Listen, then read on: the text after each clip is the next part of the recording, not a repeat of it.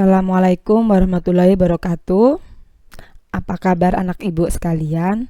Semoga kalian selalu sehat dan tetap bersemangat dalam melaksanakan aktivitasnya sehari-hari. Hari ini kita akan melanjutkan pelajaran kita masih di tema 2 persatuan dalam perbedaan, tapi kita sudah masuk subtema 2 bekerja sama mencapai tujuan, muatan pelajaran ilmu pengetahuan sosial. Kali ini materi kita adalah tentang usaha-usaha persiapan kemerdekaan Republik Indonesia dan perjuangan mempertahankan kemerdekaan Indonesia.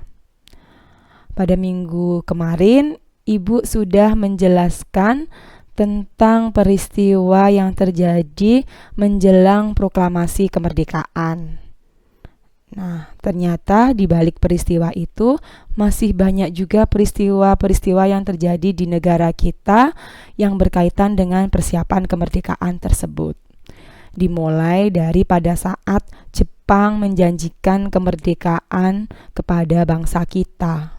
Kenapa Jepang memberikan janji kemerdekaan?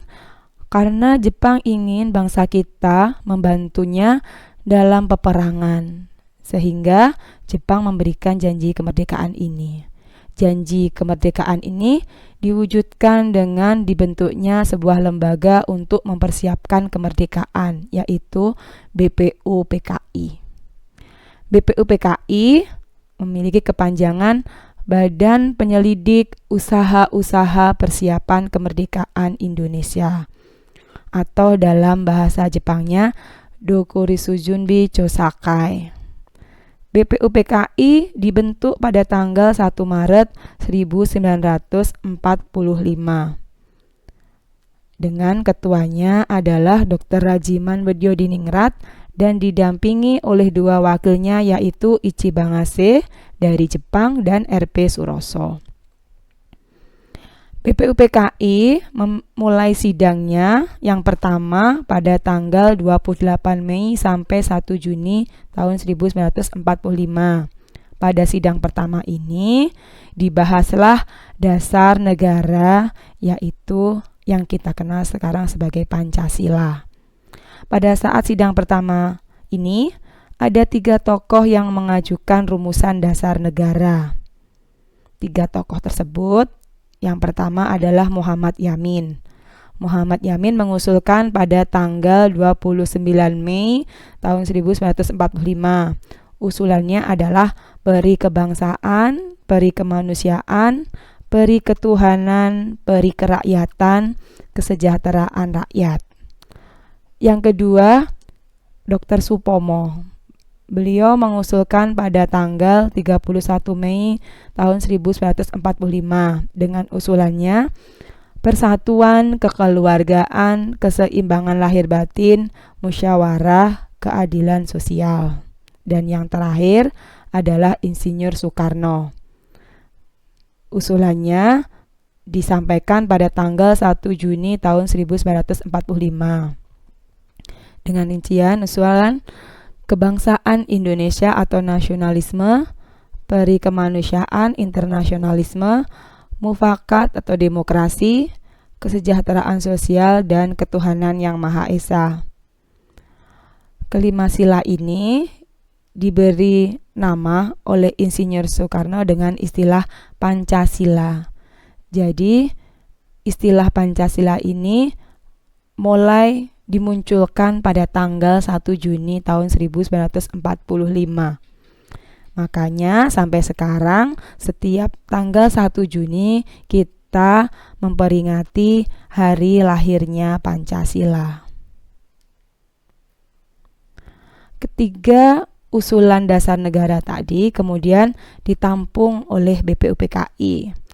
Pada masa istirahat dari sidang pertama menuju sidang kedua, usulan ini mulai dibahas oleh panitia kecil yang dinamakan Panitia 9. Panitia 9 terdiri atas Insinyur Soekarno sebagai ketua, Dr. Andes Muhammad Hatta, Muhammad Yamin, Ahmad Subarjo, A.A. Maramis, Abdul Kahar Muzakir, Kiai Haji Wahid Hasim, Haji Agus Salim, dan Abi Kusno Cokro Suyoso. Panitia 9 bertugas membahas lebih lanjut usulan-usulan dasar negara. Nah, pada tanggal 22 Juni tahun 1945, akhirnya Panitia 9 menetapkan Piagam Jakarta atau Jakarta Charter yang di dalamnya terdapat rumusan dasar negara. Piagam Jakarta ini kalau sekarang kita kenal sebagai pembukaan Undang-Undang Dasar 1945. Pada sidang kedua BPUPKI yaitu tanggal 10 sampai 17 Juli tahun 1945, BPUPKI membahas tentang bentuk negara, wilayah negara, kewarganegaraan, rancangan UUD, ekonomi dan keuangan, pembelaan negara, serta pendidikan dan pengajaran. Pada sidang kedua ini dibentuklah panitia-panitia kecil, yaitu yang pertama Panitia Perancang Undang-Undang Dasar, diketuai oleh Insinyur Soekarno. Yang kedua adalah Panitia Pembela Tanah Air, yang diketuai oleh Abi Kusno Cokro Suyoso. Dan yang ketiga Panitia Ekonomi dan Keuangan, diketuai oleh Dr. Andes Muhammad Hatta. Selesailah tugas BPUPKI. Selanjutnya BPUPKI dibubarkan dan kemudian dibentuk PPKI. PPKI memiliki kepanjangan Panitia Persiapan Kemerdekaan Indonesia. PPKI dalam bahasa Jepang dinamakan Dokuritsu Junbi Inkai. PPKI ini dibentuk pada tanggal 7 Agustus 1945. Anggota PPKI 21 orang yang diketuai oleh Insinyur Soekarno, diwakili oleh Dr. Andes Muhammad Hatta dan Mr. Ahmad Subarjo sebagai penasehat. Tugas dari PPKI ini adalah untuk mempersiapkan ketatanegaraan bagi bangsa Indonesia. PPKI mulai bersidang pada saat sehari setelah peristiwa proklamasi kemerdekaan Republik Indonesia, yaitu tepatnya pada tanggal 18 Agustus tahun 1945. Hasil sidang kali ini antara lain yaitu yang pertama menetapkan UUD 1945, yang di dalamnya pada saat itu sebelum sidang ada rumusan dasar negara yang diubah, yaitu pada sila pertama yang sebelumnya pada Piagam Jakarta atau Jakarta Charter berbunyi ketuhanan dengan kewajiban menjalankan syariat-syariat Islam bagi pemeluk-pemeluknya, diubah menjadi ketuhanan yang Maha Esa. Karena untuk mendengarkan aspirasi dari bangsa Indonesia yang berasal dari daerah timur, yang sebagian besar adalah mayoritas bukan beragama Islam. Yang kedua, memilih dan mengangkat presiden dan wakil presiden. Dan yang ketiga adalah tugas presiden sementara dibantu oleh Komite Nasional Indonesia. Itu hasil sidang yang pertama. PPKI mengadakan sidang yang kedua yang dilaksanakan pada tanggal 19 Agustus 1945. Hasil keputusan pada sidang kedua ini adalah membentuk 12 kementerian dan 4 menteri negara. Yang kedua, membentuk pemerintah daerah dengan 8 provinsi yaitu Sumatera, Kalimantan, Jawa, Jawa Barat, Jawa Tengah, Sulawesi, Sunda Kecil, dan Maluku. Dilanjutkan pada sidang yang ketiga yang dilaksanakan tanggal 22 Agustus tahun 1945. Pada sidang ketiga ini menghasilkan yang pertama membentuk Komite Nasional Indonesia Pusat yang berpusat di Jakarta. KNIP dilantik pada tanggal 29 Agustus 1945 diketuai oleh Mr. Kasman Singodimedjo. Yang kedua, membentuk Partai Nasional Indonesia atau PNI sebagai partai pemersatu. Yang ketiga, membentuk Badan Keamanan Rakyat atau BKR yang bertugas menjaga keamanan bangsa. Pada tanggal 5 Oktober tahun 1945, BKR diubah namanya menjadi TKR. Kemudian, TKR berubah nama menjadi TRI dan sekarang menjadi TNI. Tokoh-tokoh yang terlibat dalam persiapan kemerdekaan. Jadi, pada saat itu banyak sekali tokoh-tokoh perjuangan yang berjasa dalam usaha mempersiapkan kemerdekaan. Tokoh yang pertama adalah Insinyur Soekarno. Beliau lahir di Blitar tanggal 6 Juni tahun 1901. Peran beliau adalah menjadi anggota BPUPKI, menjadi ketua PPKI, dan bersama Muhammad Hatta memproklamasikan kemerdekaan Indonesia, menjadi presiden yang pertama di negara kita, yaitu Indonesia. Tokoh yang kedua adalah Dr. Andes Muhammad Hatta. Beliau lahir di Bukit Tinggi pada tanggal 12 Agustus tahun 1902. Peran beliau adalah menjadi anggota BPUPKI, menjadi anggota Panitia 9, bersama Insinyur Soekarno memproklamasikan kemerdekaan Indonesia, dan menjadi wakil presiden yang pertama Indonesia. Tokoh yang ketiga adalah Ahmad Subarjo. Beliau lahir di Karawang tanggal 23 Maret tahun 1897. Peran beliau adalah menjadi anggota Panitia 9, ikut merumuskan teks proklamasi, dan ikut merumuskan Piagam Jakarta. Tokoh selanjutnya adalah Profesor Dr. Supomo, atau kita kenal Mr. Supomo. Beliau lahir di Sukoharjo pada tanggal 22 Januari tahun 1903. Peran beliau adalah menjadi anggota BPUPKI dan PPKI. Beliau juga ikut merumuskan UUD 1945 karena tergabung dalam panitia kecil dan mengusulkan dasar negara.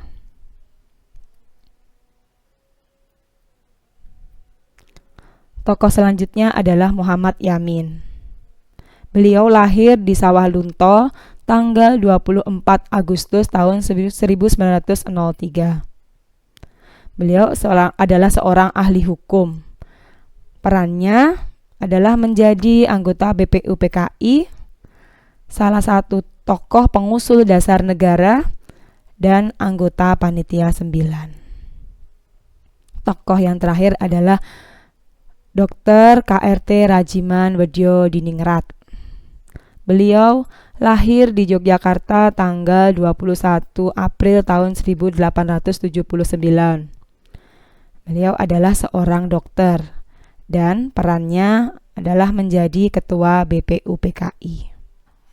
Setelah bangsa kita berhasil memproklamasikan kemerdekaan negara Republik Indonesia, ternyata para sekutu masih ingin menguasai kembali negara kita pada saat itu. Karena bangsa kita tidak ingin dijajah lagi, makanya timbul peperangan di beberapa daerah di negara kita. Pertempuran yang pertama adalah Pertempuran Surabaya. Pada tanggal 25 Oktober tahun 1945, tentara sekutu yang dipimpin oleh Brigadir Jenderal Malabi menduduki kota Surabaya. Pada tanggal 27 sampai 30 Oktober tahun 1945, terjadilah kontak senjata antara pemuda Indonesia dengan pasukan Inggris. Pasukan Indonesia bisa memukul mundur pasukan Inggris. Bahkan pemimpin pasukan Inggris, Brigadir Jenderal Malabi, terbunuh pada saat itu. Karena tidak terima dengan kejadian tersebut, pada tanggal 9 November 1945, Inggris mengeluarkan ultimatum kepada pasukan Indonesia untuk menyerahkan diri. Akan tetapi, ultimatum tersebut ditolak oleh pasukan Indonesia. Seorang pemuda bernama Sutomo atau Bung Tomo membangkitkan semangat arek-arek Surabaya.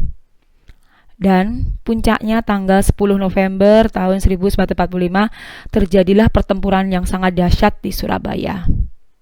Peristiwa ini diperingati sebagai Hari Pahlawan karena banyak para pahlawan yang gugur pada saat itu.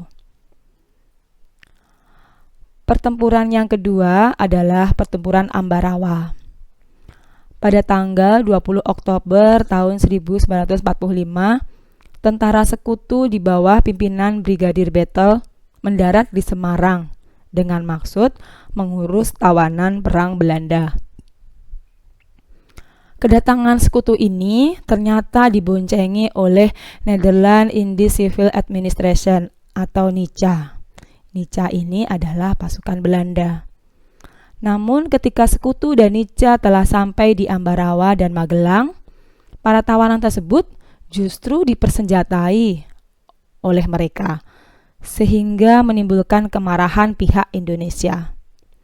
Pada tanggal 26 Oktober tahun 1945 di kota Magelang, terjadilah pertempuran antara pasukan Tentara Keamanan Rakyat atau TKR dengan pasukan gabungan Inggris dan NICA.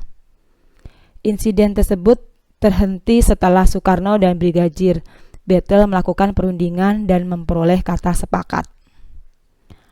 Setelah itu, tentara sekutu kemudian meninggalkan Magelang menuju Ambarawa pada tanggal 21 November tahun 1945. Para pejuang Indonesia yang dipimpin Letnan Kolonel M. Sarbini mengejar pasukan sekutu yang mundur ke Ambarawa. Di Desa Jambu, pasukan sekutu dihadang pejuang angkatan muda yang dipimpin oleh Sastro Diharjo. Di Desa Ngipik, pasukan sekutu diserang pejuang Indonesia yang dipimpin oleh Suryo Sumpeno. Pada saat mundur, pasukan sekutu mencoba menduduki dua desa di sekitar Ambarawa. Dalam pertempuran untuk membebaskan kedua desa tersebut, Letnan Kolonel Isdiman gugur. Letnan Kolonel Isdiman adalah komandan Resimen Banyumas. Namun, ternyata pihak sekutu mengingkari janji. Pada tanggal 12 Desember 1945, pertempuran berkorbar lagi di Ambarawa. Kolonel Sudirman langsung memimpin pasukan yang menggunakan taktik gelar sumpit orang atau pengepungan rangkap dari kedua sisi sehingga musuh benar-benar terkurung. Setelah pertempuran selama 4 hari, pada tanggal 15 Desember 1945, pertempuran berakhir. Indonesia akhirnya berhasil merebut Ambarawa dan sekutu dibuat mundur. Kemenangan ini diperoleh berkat kerjasama dari seluruh rakyat di Ambarawa. Kemenangan pertempuran ini diabadikan dengan didirikannya Monumen Palagan Ambarawa, dan tanggal 15 Desember diperingati sebagai Hari Jadi TNI Angkatan Darat atau Hari Juang Kartika. Pertempuran selanjutnya adalah pertempuran yang dikenal dengan istilah Bandung Lautan Api. Peristiwa Bandung Lautan Api adalah peristiwa kebakaran besar yang terjadi di kota Bandung pada tanggal 23 Maret tahun 1946. Dalam waktu 7 jam, sekitar 200.000 penduduk Bandung membakar rumah mereka sendiri. Mereka meninggalkan kota Bandung menuju pegunungan di daerah selatan Bandung. Hal ini dilakukan untuk mencegah tentara sekutu dan tentara NICA Belanda menggunakan kota Bandung sebagai markas strategis militer dalam Perang Kemerdekaan Indonesia. Karena kejadian tersebut, tentara Inggris merasa tidak terima dan mulai menyerang, sehingga pertempuran sengit terjadi. Pertempuran yang paling besar terjadi di desa Dayuh Kolot, di mana terdapat gudang amunisi besar milik tentara sekutu. Dalam pertempuran ini, Muhammad Toha dan Ramdan, dua anggota milisi BRI atau Barisan Rakyat Indonesia, terjun dalam misi untuk menghancurkan gudang amunisi tersebut. Muhammad Toha berhasil meledakkan gudang tersebut, akan tetapi beliau gugur dalam peristiwa tersebut. Jalan peperangan ternyata belum berhasil ditempuh oleh bangsa kita untuk mempertahankan kemerdekaan. Para penjajah masih ingin menguasai wilayah-wilayah di negara kita. Akhirnya jalan perundingan ditempuh. Perundingan yang pertama yaitu Perjanjian Linggarjati. Perjanjian Linggarjati adalah perundingan antara Indonesia dan Belanda di Linggarjati, Jawa Barat. Pada perundingan ini menghasilkan persetujuan mengenai status kemerdekaan Indonesia. Perjanjian tersebut ditandatangani secara sah oleh kedua negara pada tanggal 25 Maret tahun 1947. Hasil perundingannya antara lain, yang pertama, Belanda mengakui secara de facto wilayah Republik Indonesia, yaitu Jawa, Sumatera, dan Madura. Yang kedua, Belanda harus meninggalkan wilayah RI paling lambat tanggal 1 Januari 1949. Yang ketiga, pihak Belanda dan Indonesia sepakat membentuk Negara Republik Indonesia Serikat atau dikenal RIS. Yang keempat, dalam bentuk RIS, Indonesia harus tergabung dalam Commonwealth atau Persemakmuran. Perjanjian Linggarjati ini menimbulkan pro kontra di kalangan masyarakat Indonesia. Pelaksanaan hasil perundingan ini tidak berjalan dengan mulus. Pada tanggal 20 Juli tahun 1947, Gubernur Jenderal H.Y. Van Mook akhirnya menyatakan bahwa Belanda tidak terikat lagi dengan perjanjian ini. Nah, pada tanggal 21 Juli 1947 tercetuslah agresi militer Belanda I.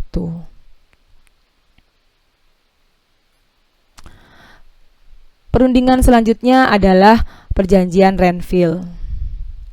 Perjanjian ini dilakukan antara Indonesia dan Belanda. Perjanjiannya ditandatangani pada tanggal 17 Januari 1948 di atas kapal perang Amerika Serikat USS Renville yang sedang berlabuh di Pelabuhan Tanjung Priok, Jakarta. Perundingan dimulai pada tanggal 8 Desember tahun 1947. Perundingan ini ditengahi oleh Komisi Tiga Negara atau KTN yang terdiri atas Amerika Serikat, Australia, dan Belgia. Delegasi Indonesia dipimpin oleh Amir Sarifuddin, sedangkan delegasi Kerajaan Belanda dipimpin oleh R. Abdul Qadir Wijoyo Atmojo.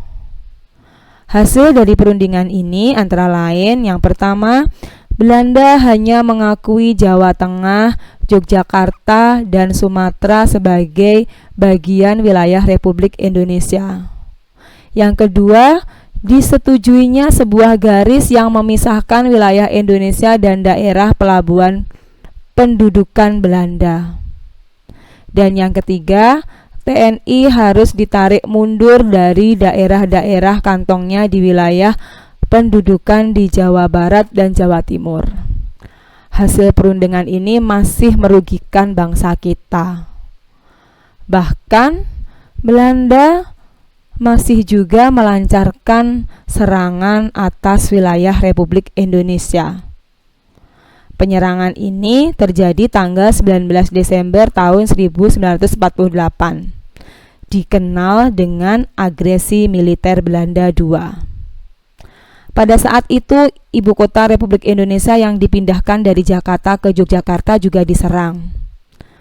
Belanda mengerahkan angkatan udaranya dan lapangan udara Maguwo tidak dapat dipertahankan. Akhirnya Yogyakarta direbut oleh Belanda. Presiden Soekarno, Wakil Presiden Muhammad Hatta, dan Sultan Syahrir serta Surya Dharma ditangkap oleh Belanda. Presiden Soekarno dan Wakil Presiden Muhammad Hatta ditawan dan diasingkan ke Pulau Bangka. Sebelum tertangkap, Akan tetapi Presiden Soekarno telah mengirim mandat lewat radio kepada Menteri Kemakmuran, yaitu Mr. Syarifuddin Prawira Negara yang berada di Sumatera. Tujuannya ialah untuk membentuk Pemerintah Darurat Republik Indonesia atau PDRI dengan ibu kota Bukit Tinggi di Sumatera Barat. Negara-negara lain, khususnya di wilayah Asia, tidak terima dengan kejadian tersebut. Akhirnya India, Myanmar, dan Afghanistan serta negara lainnya segera mengadakan konferensi New Delhi pada bulan Desember 1949. Mereka bersimpati kepada perjuangan rakyat Indonesia dan mendesak agar yang pertama pemerintah RI segera dikembalikan ke Yogyakarta, dan yang kedua serdadu Belanda segera ditarik mundur dari Indonesia. Tetapi Belanda tidak memperdulikan desakan itu. Belanda baru bersedia berunding setelah Dewan Keamanan PBB turun tangan. Kemudian dilaksanakanlah kembali perundingan yang dinamakan Perjanjian Rom-Royen. Perjanjian ini dimulai pada tanggal 14 April 1949 dan ditandatangani pada tanggal 7 Mei 1949 di Hotel des Indes Jakarta. Nama perjanjian ini diambil dari kedua pemimpin delegasi tersebut, yaitu Muhammad Rom dari Indonesia, Herman van Royen dari Belanda. Hasil perundingan ini antara lain, yang pertama adalah Angkatan Bersenjata Indonesia akan menghentikan semua aktivitas gerilya. Pemerintah Republik Indonesia akan menghadiri KMB. Yang kedua, pemerintah Republik Indonesia dikembalikan ke Yogyakarta. Dan yang ketiga, Angkatan Bersenjata Belanda akan menghentikan semua operasi militer dan membebaskan semua tawanan perang. Perundingan yang terakhir adalah Konferensi Meja Bundar. Hasil dari Konferensi Meja Bundar atau KMB yang pertama adalah Belanda mengakui RIS sebagai negara merdeka dan berdaulat. Yang kedua, status Irian Barat yang saat itu masih dalam kekuasaan Belanda akan diselesaikan dalam waktu setahun sesudah pengakuan kedaulatan. Yang ketiga, akan dibentuk Uni Indonesia Belanda. Dan yang keempat, RIS mengembalikan hak milik Belanda dan memberikan hak konsesi dan izin baru untuk perusahaan-perusahaan Belanda. Yang kelima, pengambil alihan utang Hindia Belanda oleh Republik Indonesia Serikat. Sesuai hasil KMB, pada tanggal 27 Desember 1949 diadakan upacara pengakuan kedaulatan dari pemerintah Belanda kepada pemerintah RIS. Upacara pengakuan kedaulatan ini dilakukan di dua tempat, yaitu di Den Haag dan di Yogyakarta, secara bersamaan. Dalam acara penandatanganan pengakuan kedaulatan di Den Haag, Ratu Juliana bertindak sebagai wakil negeri Belanda dan Dr. Andes Muhammad Hatta sebagai wakil Indonesia. Sedangkan dalam upacara pengakuan kedaulatan yang dilakukan di Yogyakarta, pihak Belanda diwakili oleh Mr. Loving, wakil tertinggi pemerintah Belanda, dan pihak Indonesia diwakili oleh Sri Sultan Hamengkubuwono ke-9. Dengan pengakuan kedaulatan ini, berakhirlah kekuasaan Belanda atas Indonesia dan berdirilah kembali negara Republik Indonesia Serikat. Demikianlah tadi peristiwa yang terjadi sebelum dan setelah proklamasi kemerdekaan Republik Indonesia. Begitu berat perjuangan para pahlawan kita dalam mempertahankan kemerdekaan negara Republik Indonesia. Untuk itu, kita sebagai bangsa yang bisa menikmati kemerdekaan ini harus selalu bersyukur dengan cara tetap menjaga persatuan dan kesatuan bangsa dan terus mengisi kemerdekaan ini dengan hal-hal yang positif. Tentunya kalian sebagai pelajar harus rajin belajar supaya bisa melanjutkan cita-cita para pahlawan. Sekian materi dari Ibu. Semoga kalian bisa memahami pesan Ibu. Selalu jaga kesehatan dan tetap semangat belajar. Terima kasih. Wassalamualaikum warahmatullahi wabarakatuh.